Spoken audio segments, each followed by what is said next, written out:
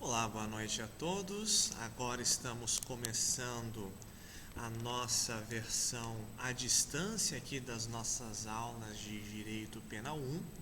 Vamos dar início a essa nossa matéria com a postagem de uma série de vídeos curtos, algumas leituras, indicação de leituras e eventualmente exercícios.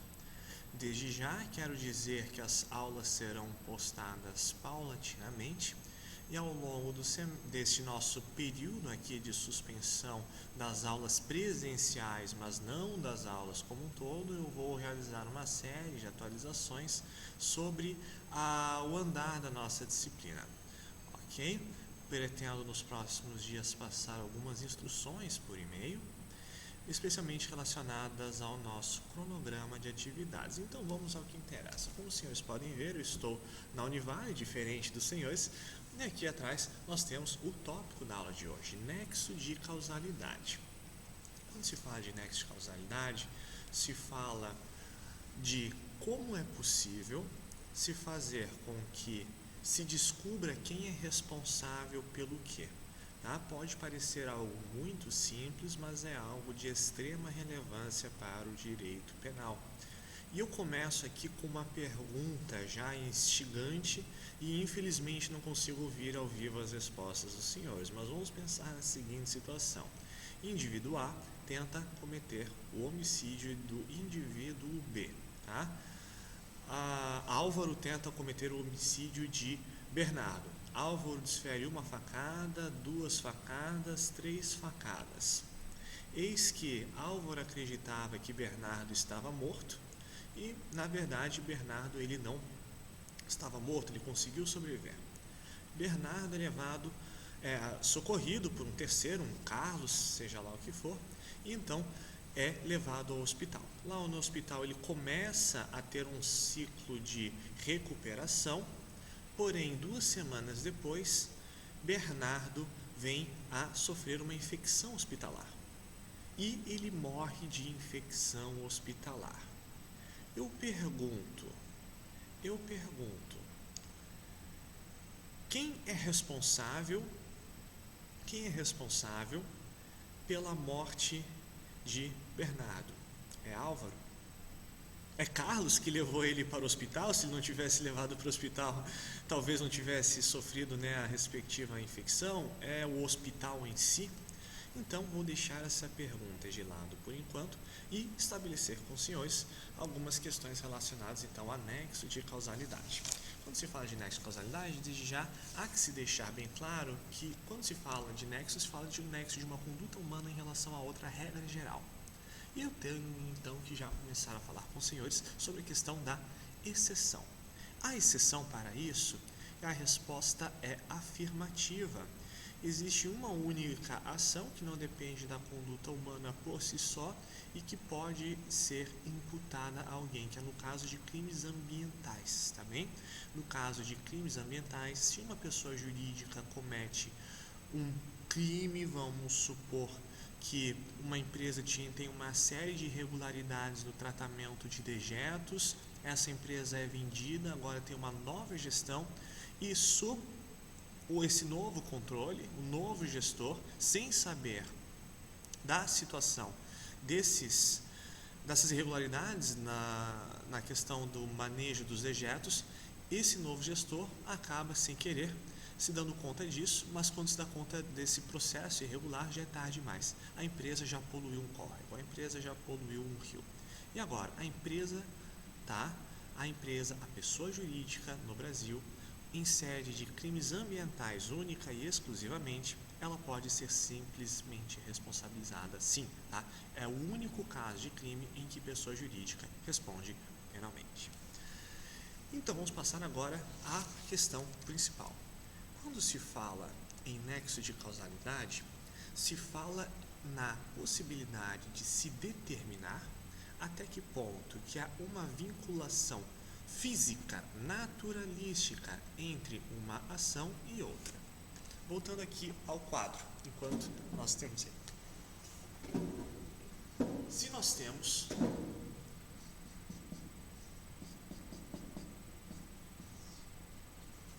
se nós temos um indivíduo que ataca o outro, tá? E com essa ação ele vem a causar a respectiva morte, nós temos que saber se essa ação é responsável pela respectiva morte. Pode parecer algo simples, mas aqui acabam se desenvolvendo várias teorias penais. A principal foi desenvolvida por Turenne, tá? Chamado teste de Turenne ou teste da teoria sine qua non. Num primeiro momento, se desenvolvia principalmente sobre os elementos naturalísticos, tá? Sobre a causação física, e posteriormente veio a desenvolver para se ter um conceito de imputação.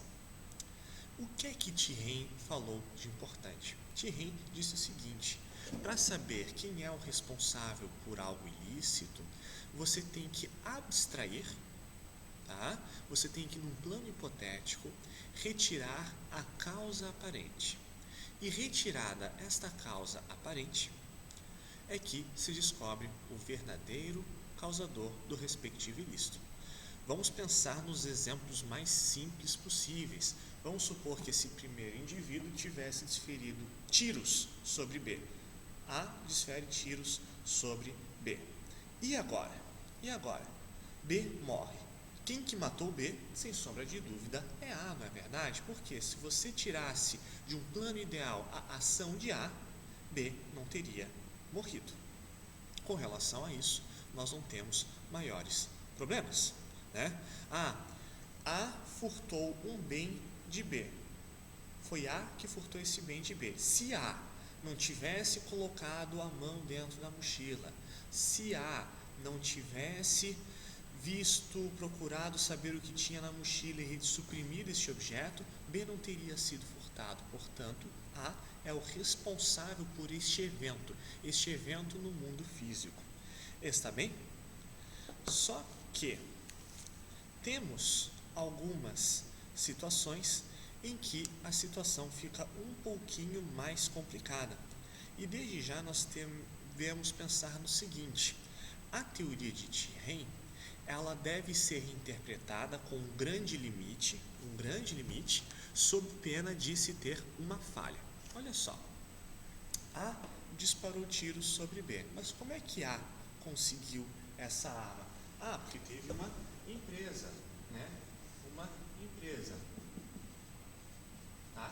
Que vendeu esta arma para A. E outra coisa, o processo de compra e venda de armas do Brasil é altamente burocratizado, né? Você tem o SINARM, Sistema Nacional de Armas, você precisa passar por uma série de provas para conseguir ter uma arma, é vedada para os civis, regra geral, portar por aí a arma. Você não pode sair por aí com a sua arma ainda que você tenha obtido ela legalmente. Então, olha só qual que é o problema aqui. Alguém poderia pensar no seguinte: A obteve esta arma de uma empresa. Se essa empresa não tivesse vendido a arma para A não teria matado B. Se A não obtivesse uma licença, tá? Uma autorização de uma entidade estatal para ter essa arma, B não teria morrido. Então, quem que seria responsável pela morte de B? Seria A mais a empresa que vendeu a arma, talvez, quem sabe, a empresa que produziu a arma, talvez, quem sabe, o órgão governamental que autorizou este processo de compra e venda. Seriam todos eles os assassinos de B? A resposta é não. E a resposta de Turenne tem aqui que ser analisada sob a seguinte ótica. Quando se faz esse teste de causalidade, se analisa o seguinte: quem que realizou neste amplo espectro de condutas o ilícito em si, e segundo, quem que realiza a conduta com a vontade, com o interesse de se gerar uma morte. Olha só, a empresa geral que vende arma, ela não está interessada na morte de B neste caso. O órgão regulador também não está interessado na morte de B. Quem que está interessado na morte de B? Somente o indivíduo A aqui deste nosso exemplo. Ou seja, nós temos aqui não só que realizar o teste de causação física, mas ver, para se evitar essa responsabilização que por vezes é denominada de ad infinitum, tem que se ver quem que realizou a conduta efetivamente ilícita. Eu pergunto para os senhores, vender arma para alguém obedecidos os trâmites legais é algo ilícito no Brasil? A resposta é definitivamente não. É possível se ter, e há empresas de armas no Brasil. Temos o exemplo da Taurus. Você já pensou se a Taurus tivesse que responder, os dirigentes da Taurus tivessem que responder para cada homicídio realizado no Brasil com o uso das armas deles? Isso seria absolutamente inviável, imoral, antiético e assim por diante. Vamos pensar no órgão regulador. Determinado órgão autorizou esse indivíduo a possuir a arma. Ele autorizou essa posse dessa arma, cumpridos uma série de testes e assim por diante. Olha só, autorizar alguém a ter uma arma é algo ilícito? Não, muito pelo contrário, faz parte de um ato, um ato da administração pública absolutamente irregular, desde que obedecidos os protocolos legais. Mas disparar tiros contra alguém, regra geral, é o quê? Regra geral, você tem uma provável conduta que venha a ser caracterizada como homicídio. Portanto, então, Thierry faz a seguinte proposição.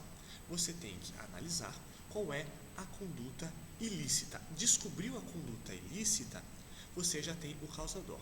Agora vamos pensar numa seguinte hipótese, uma outra alteração. Ao invés de nós termos uma empresa que segue os trâmites legais, nós temos um outro indivíduo. Temos um outro indivíduo que vem a dar a arma para A. Temos um outro indivíduo, um amigo. A, nesse caso, o nosso Álvaro, deste exemplo, ele pede ajuda para D, para o D. D aqui é o Daniel. Álvaro diz para Daniel, Daniel, me empresta a tua arma que eu vou matar Bernardo.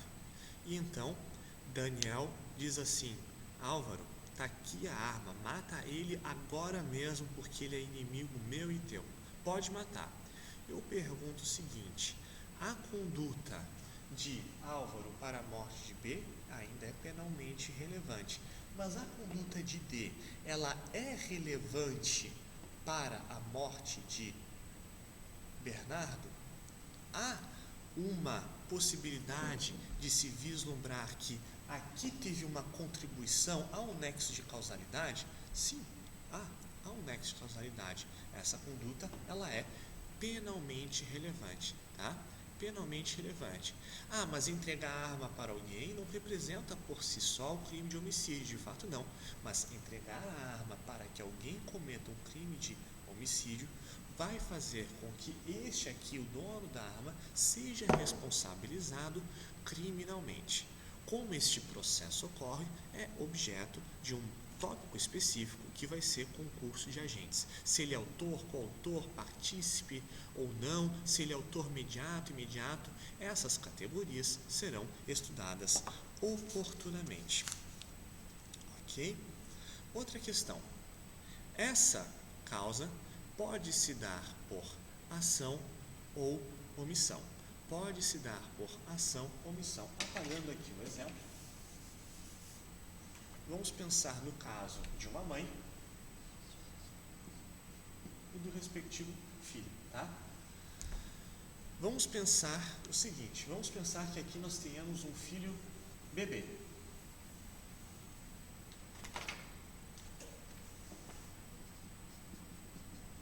Um bebê recém-nascido, Um bebê recém-nascido. E agora temos que a mãe, A mãe que está sozinha, não tem um pai nesse caso, mora sozinha com a criança. A mãe deixa de amamentar o filho recém-nascido porque quer que ele morra, A quem se imputa esse resultado, a morte desse recém-nascido? É a mãe, portanto a mãe vai responder pelo crime de homicídio, tá? Ou então vamos pensar numa outra situação. Vamos pensar agora que nós não tenhamos mais a mãe e o filho, nós tenhamos aqui um salva-vidas. Nós temos aqui um salva-vidas que vê alguém se afogando e nada faz. Ele vai ser o responsável pela eventual morte por afogamento desta pessoa? A resposta é positiva. A resposta é positiva. E aqui, então, nós temos que ver o seguinte: o chamado liame, ou seja, o evento que gera um resultado, ele não é só físico. A primeira parte do nexo de causalidade diz respeito ao liame físico. O que fisicamente está causando a morte? No caso aqui de uma criança que se afoga no mar, é a correnteza, é a natureza, né? Um evento físico. Não é o salva-vidas, é o evento físico. Está bem? Portanto, se nós temos um evento físico, você vai fazer o quê? Vai fazer um tribunal de júri, vai condenar a praia, vai condenar o mar, vai realizar esse tipo de ação? Definitivamente não. Definitivamente não, tá? Por quê? Porque quando se diz que a mãe deve cuidar do filho, quando se diz que um salva-vidas deve cuidar dos banhistas, você está realizando uma responsabilização, você está dizendo que alguém tem o dever de agir. A mãe tem o dever de amamentar seu filho, o salva-vidas tem o dever de guardar os banhistas, observar os banhistas. Ele não tem o dever de sempre salvar, sempre proteger a todo e qualquer custo. Não é bem assim. Ele não tem uma obrigação de fazer com que absolutamente ninguém morra na praia. Não é isso. Mas se ele se omitir, se tiver uma omissão com vontade, ele será responsável sim. Tá? Vamos passar agora a leitura do artigo 13 do Código Penal, está bem? Você então abre o seu Vademecum no artigo 13, coloca no Google o Código Penal Planalto e passe para a leitura do artigo 13. O que diz o artigo 13? Relação de causalidade. O resultado de que depende a existência do crime somente é imputável a quem lhe deu causa. Considera-se causa a ação ou omissão, sem o qual o resultado não teria ocorrido. Olha só, todos os elementos que a gente já estudou aqui, ó. O resultado de que depende a existência de um crime, ou seja, um crime, a morte de alguém, né, evidentemente, tirando a morte por doença, esse tipo de situação, mas toda vez que há existência de um crime, somente é imputável. Quem que é o responsável, né? A quem lhe deu causa. Considera-se causa, o que é a causa? Ação ou omissão. Seja a pessoa que dá tiros, seja aquele que se omite de seu dever, a mãe, o salva-vidas e assim por diante, sem a qual o resultado não teria ocorrido. Olha só, se o salva-vidas ele não fosse omisso, teria ocorrido esse resultado? Não necessariamente. Não necessariamente. Ok? Vamos continuar agora para um dos pontos mais polêmicos, tá? Um dos pontos mais polêmicos. Parágrafo 1º. Superveniência de causa independente, tá? Superveniência de causa independente. Vamos ler o parágrafo 1º, o seguinte: a superveniência de causa relativamente independente exclui a imputação quando por si só produziu o resultado. Os fatos anteriores, entretanto, imputam-se a quem os praticou. Olha só. Vamos voltar àquele nosso exemplo, desculpe o barulho da cadeira, vamos voltar ao nosso exemplo do indivíduo que vem a morrer no hospital quando já estava se recuperando da lesão, mas em decorrência de uma infecção hospitalar. Olha só,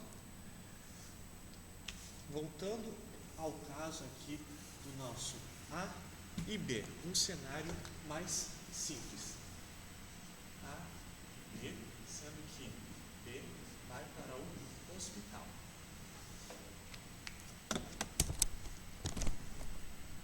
A e B vão, A está sendo ainda o causador da ação, a causação, ele dispara ou então dá uma facada, duas em B, e B é socorrido e vai para o hospital, tá? Desde já podemos pensar sobre aquela questão. E o C, que ajuda o nosso amigo Bernardo aqui? O C, salvar alguém que está na rua, levar alguém para o hospital, pode ser considerado causa aqui nesse nosso exemplo, sobre uma perspectiva científica, naturalística, se ele não tivesse levado para esse hospital específico, tivesse levado para um outro hospital, talvez ele tivesse sobrevivido. Mas eu faço a seguinte pergunta: socorrer alguém, levar alguém para o hospital, representa um crime?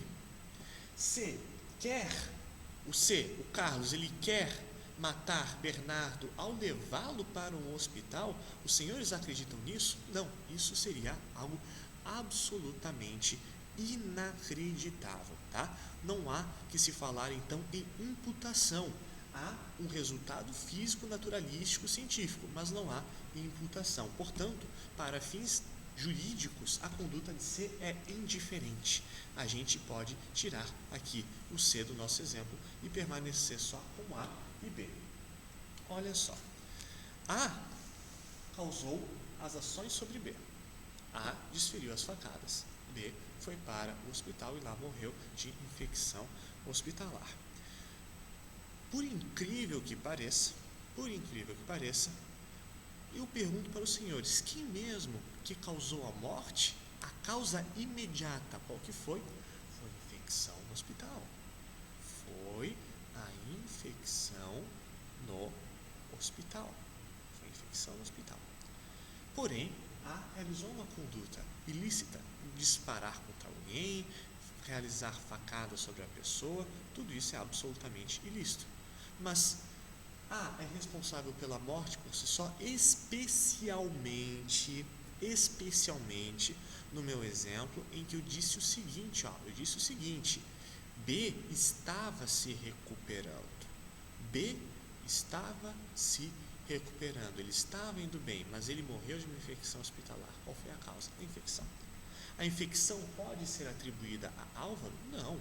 A infecção decorre de uma instalação ruim, às vezes um erro médico, às vezes uma imprudência por parte de alguns dos profissionais, mas não é o Álvaro em si. Então você pode sair disparando contra alguém, que basta essa pessoa ser salva, que está tudo certo. Definitivamente não. A é responsável por aquilo que consta na parte final do parágrafo 1º. Olha só, a parte final do parágrafo 1º diz assim, os fatos anteriores, entretanto, imputam-se a quem os praticou. Os fatos anteriores imputam-se a quem os praticou. Portanto, lesionar alguém vai ser atribuído a normalmente. A vai responder pelo 129 do Código Penal. Dê uma olhada no 129. 129 trata do crime de lesões corporais, que pode ser grave, pode ser gravíssima e assim por diante, depende aqui da incapacitação da outra pessoa e assim por diante. Vamos voltar aqui com relação ao homicídio. A morte atribuída a A? Não, ele não agiu na conduta descrita no 121 do Código Penal, tá? Ele não é, então, responsável pela morte. Parece estranho, mas é essa a solução jurídica que se tem. Vamos passar agora para mais alguns cenários e mais alguns institutos bem importantes aqui para a gente. Depois vou fazer um compêndio final, tá, do que há de mais importante aqui.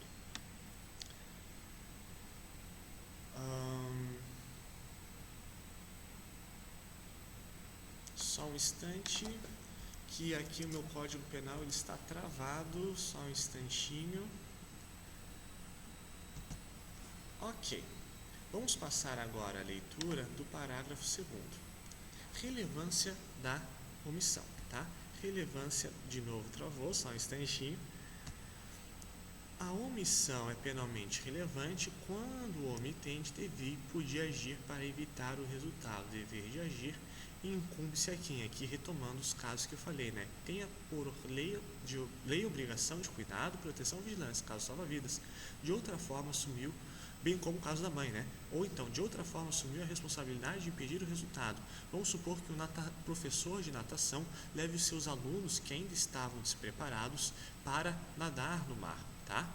Então, ele assume uma responsabilidade, é um professor, ou aquele que com seu comportamento anterior criou o risco da ocorrência do resultado. Aqui é uma situação um pouquinho mais complicada.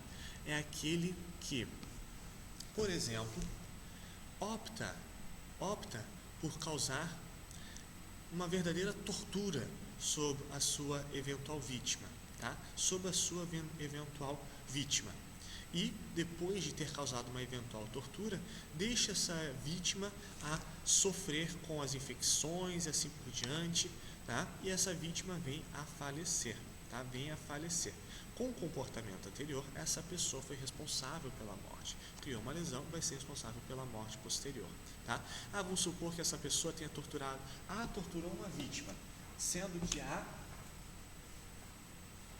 torturou essa vítima e A foi, eventualmente, deixou essa vítima presa em cárcere privado e A foi preso, tá? A foi preso. E não conta para ninguém que tinha uma vítima em cárcere privado, não conta para ninguém. Ninguém fazia ideia de quem tinha essa vítima em cárcere privado. E essa vítima vem a morrer. Quem que é o responsável pela vítima? Você pode dizer assim, quem manda o policial ter prendido o nosso Álvaro? Se o policial não tivesse prendido o Álvaro, o B, que estava em cárcere privado, não teria morrido. Não, evidentemente que não. Não é essa a resposta jurídica. O A, pelo fato de não dizer que sua vítima estava em cárcere privado, se ela morrer, A será responsável sim pela morte dela. Até que ponto acontece essa responsabilização por homicídio ou lesões corporais seguidas de morte é um tópico a ser analisado em breve. Ok. Vamos falar agora de uma teoria que é um pouco mais recente, tá? Um pouco mais recente que a de Thierry, é a teoria de um autor que a gente já viu mais de uma vez. Se lembram do nosso conhecido Roxin? Se lembram? Se lembram de Roxin, Klaus Roxin, do funcionalismo teleológico, aquele autor alemão que diz que conduta é o que mesmo? É aquela em que há a criação de um risco que se concretiza, não é verdade? Então, Roxin vai dizer o seguinte: quando se fala de uma conduta, tá, que enseja algo, você não pode simplesmente fazer esse teste de Thierry, tá? Você não pode fazer esse teste de Thierry, porque o teste de Thierry, ele é incompleto. Ele é incompleto e ele pode gerar situações um pouco ambíguas. Roxin vem então a criar a chamada teoria da imputação objetiva, tá? Imputação objetiva, que diz respeito ao seguinte: quando se tem uma ação relevante, tá? Você tem que ver o seguinte: a pessoa criou o risco de um resultado e esse risco estava na sua esfera de previsibilidade, objetivamente falando. Olha só, se você tortura alguém, deixa essa pessoa em cárcere privado e venha a ser preso, é previsível, você que está criando o risco dessa pessoa morrer a qualquer momento em função dessas lesões? Sim. Portanto, esse teste ele é um pouco mais objetivo, tá? Ele é mais objetivo e vem a ser muito utilizado nas nossas cortes. Olha só, vou falar agora para os senhores de um julgado muito recente e muito polêmico que chegou ao nosso STJ e foi julgado em 2018. A situação é a seguinte: tínhamos agora duas pessoas, tá? Que estavam tínhamos aqui um assaltante e um policial, tá? Um assaltante e um policial.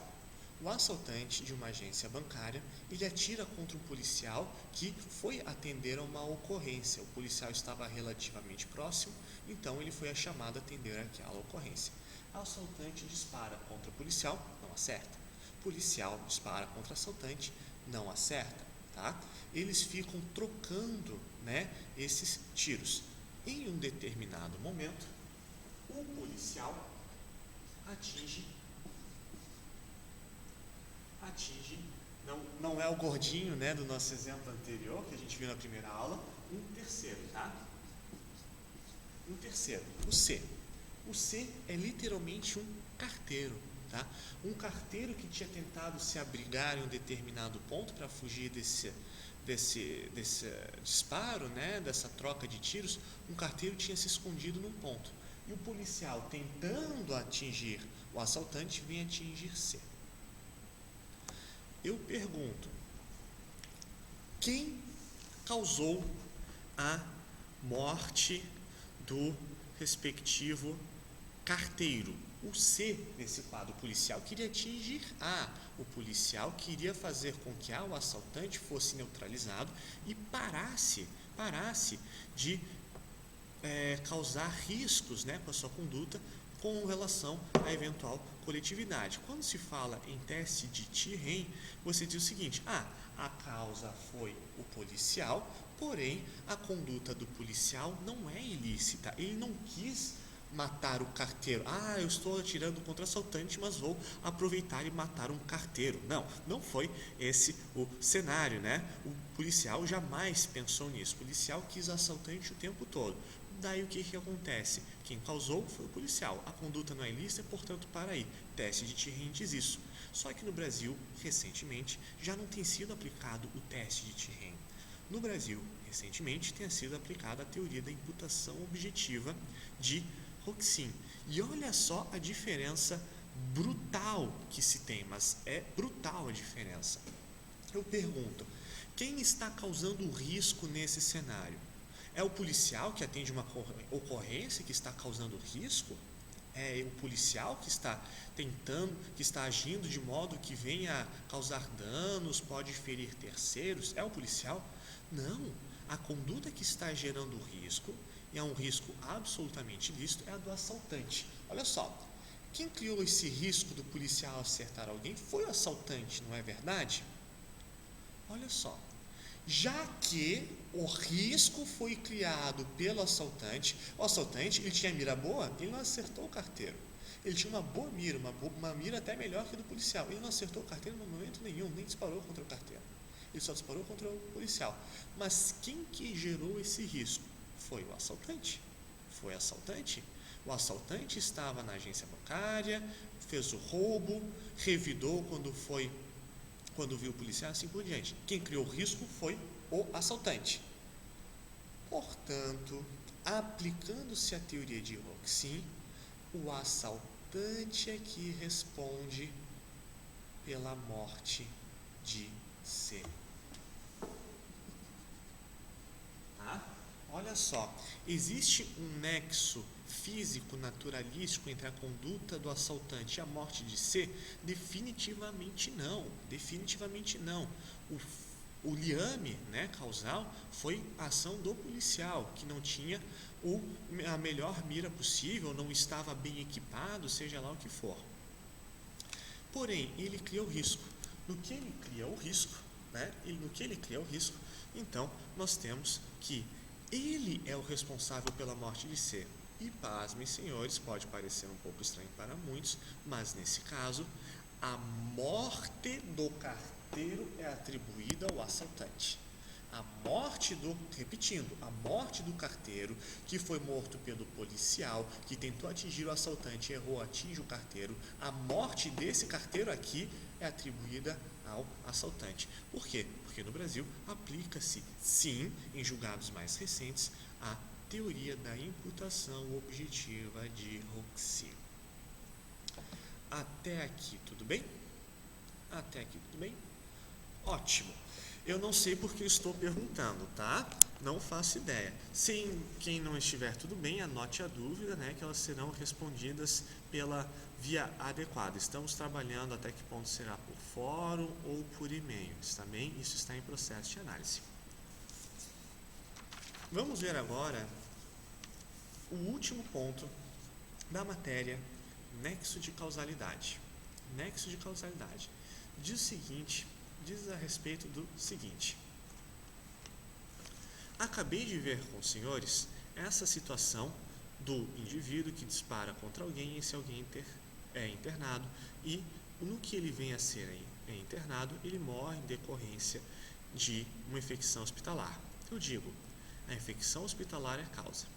Não obstante isso, há uma nomenclatura técnica para isso. Essa infecção hospitalar é denominada de superveniência causal, tá? Superveniência causal, que quer dizer o seguinte: se alguém realiza uma ação, mas vem um outro evento e causa aquela ação, não é a sua ação que causa o evento, é a outra ação. Ou seja, você esfaqueou a pessoa, mas ele morreu de infecção hospitalar quando já estava se recuperando, tá? Quando já estava se recuperando. Isso é uma superveniência causal. Outra situação. A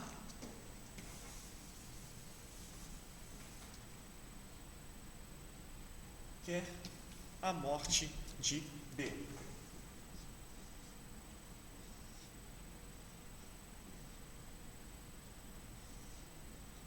Tá? Só um instante. A quer a morte de B. Porém,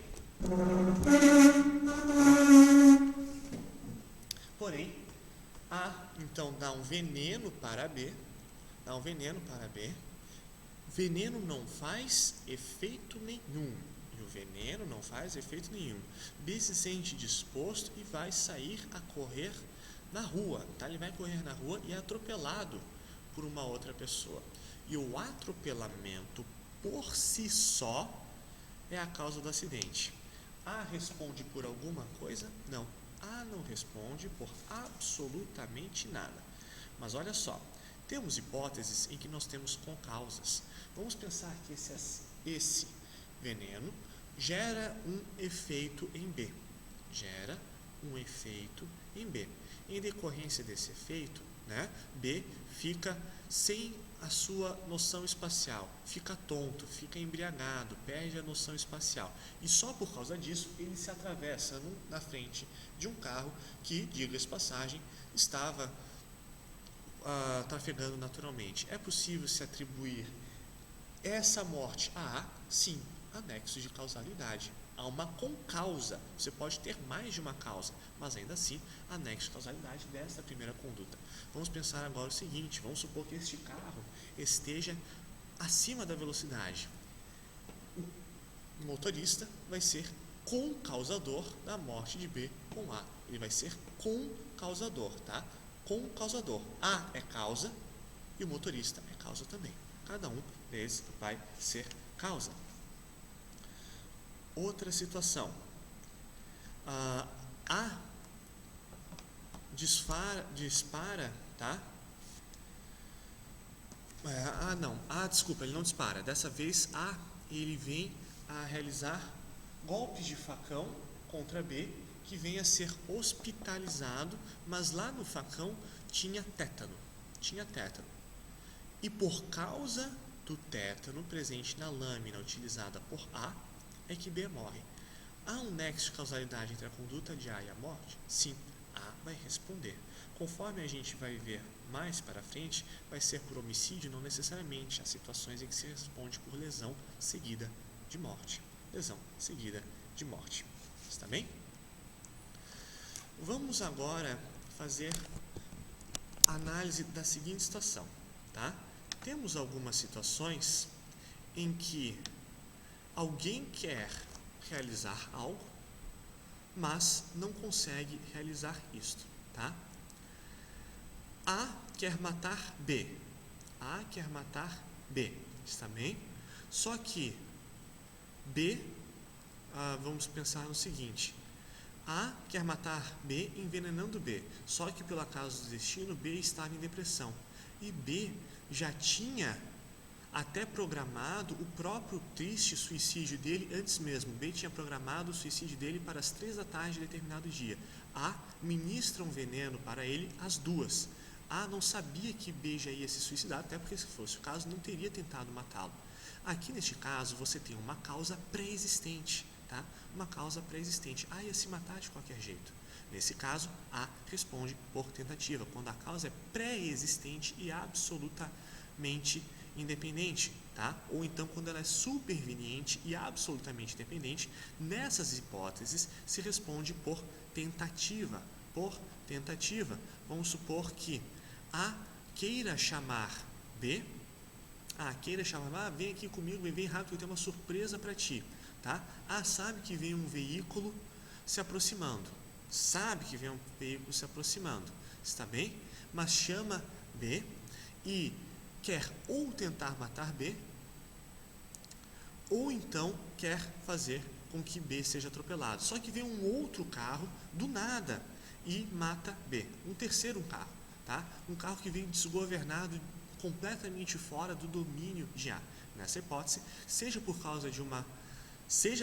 conta de uma causa absolutamente independente, pré-existente, concomitante ou superveniente, a pessoa vai ser responsabilizada por tentativa. A gente vai ver nas próximas aulas, em mais detalhe, o chamado iter criminis.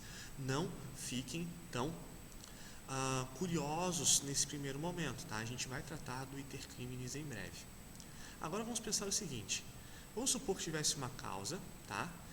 Que é denominada de concomitante relativamente independente.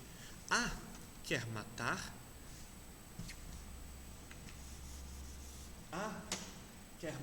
B e C também quer matar B, tá? E cada uma dessas pessoas ministra 50% de uma dose de veneno. Eles ministram 50%, está bem? Cada um deles, 50% não é capaz de matar, mas eles querem que a pessoa aqui, o nosso B, ele sofra muito, seja hospitalizado, eventualmente, se ele puder perder uma função motora, não puder se movimentar mais, melhor ainda, e assim por diante. Cada um ministra 50% do veneno. São causas concomitantes, não são? Um ministra e outro ministra. Nesse caso, se responde por crime consumado, tá bem? Se cada um faz isso um depois do outro, responde aí por crime consumado, tá? Uma ação é concomitantemente à outra, tá? Em relação a um deles, vai ser pré-existente. A ministra o veneno em B antes de C. Nesse caso, você tem em relação a C, a relação de C vai ser uma relação superveniente. Pelo fato de alguém ter ministrado veneno depois, tem um evento superveniente, tá? E esse evento vai representar uma concausa para a morte de B. Com relação a C, C quer matar B. A já tinha ministrado C aqui, então tem uma causa pré-existente independente. C também vai responder pelo crime de homicídio consumado. Está bem? Esse é um ponto um pouco mais elaborado da matéria, está bem? E dificilmente é cobrado em provas, tá? Aqueles que quiserem seguir uma carreira na magistratura federal, atente-se para essa parte final do conteúdo. O que é uma causa superveniente, o que é uma causa pré-existente, o que é uma concomitante. Não se esqueçam, tá? As causas absolutamente independentes, sejam pré-existentes, concomitantes ou supervenientes, ensejam um crime de tentativa. A pessoa queria matar, um outro evento impediu a consumação. Quando se fala de causas relativamente independentes, administrar 50% de um veneno. O outro também ministra um relativamente independente. É independente, mas representa uma concausa. Se for pré-existente ou concomitante, será consumado sempre. Se for superveniente, vai depender do caso concreto. Pode-se responder tanto por tentativa como por crime consumado. Você vai ter que fazer uma análise. Por exemplo, vamos supor que A tenha ministrado 30%, C ministrou 80% da dose. A vai responder, no caso de morte de B, por tentativa? Sim, vai responder por tentativa, tá? Ele não vai responder pela morte como um todo, porque teve essa ação aí que foi superveniente. Agora C vai responder por mera tentativa vai responder pela própria morte? Não, vai responder pela morte sim, tá? Nesse caso, o C responde pela crime consumado. Por hoje é isso, em breve eu vou passar, né, mais algumas aulas e uns novos tópicos.